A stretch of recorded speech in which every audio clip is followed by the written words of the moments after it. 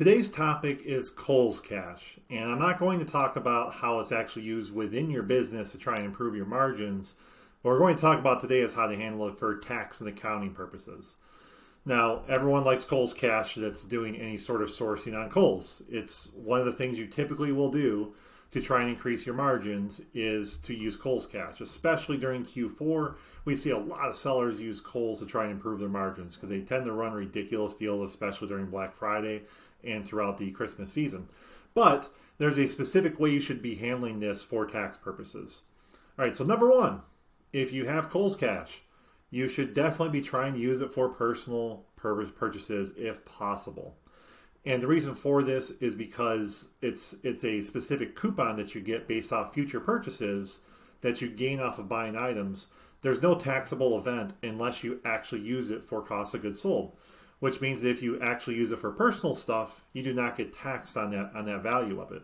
So if you get $1,000 of Kohl's cash and you decide to use it to furnish your entire home, maybe buy some Christmas gifts for your friends and family, that sort of thing, you literally get $1,000 because there's no taxes paid on any of that.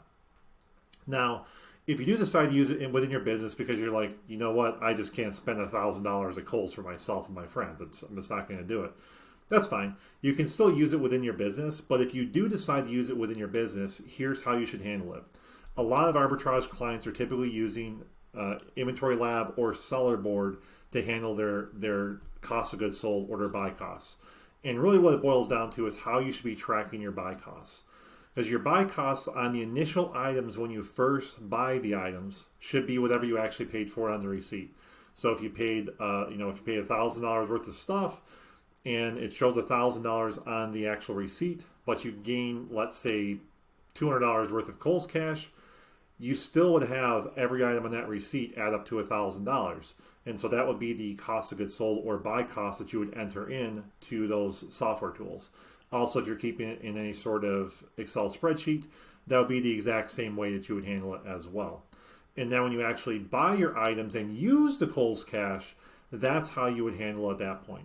So let's say you have $200 of Kohl's cash and you're buying $1,000 worth of stuff, then you would basically discount every item by 20% because that's $200 divided by $1,000 equals 20% off.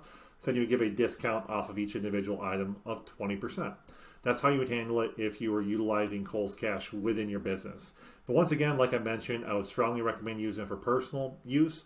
But if you don't, you can use it in business. It just means you'll be taxed on that difference. So if you had $1,000 of Kohl's cash and you're a 20% tax bracket, then you basically pay an extra $200 in taxes off of that $1,000 that you get back, which would make it only actually worth about $800 versus $1,000. Whereas if you used it personally, it's worth $1,000. So it's something to kind of keep in mind as you're making a determination how you want to handle that Kohl's cash that you get. But it can be used either way. All right, if you have any further questions on this specific topic, feel free to let us know. Thanks.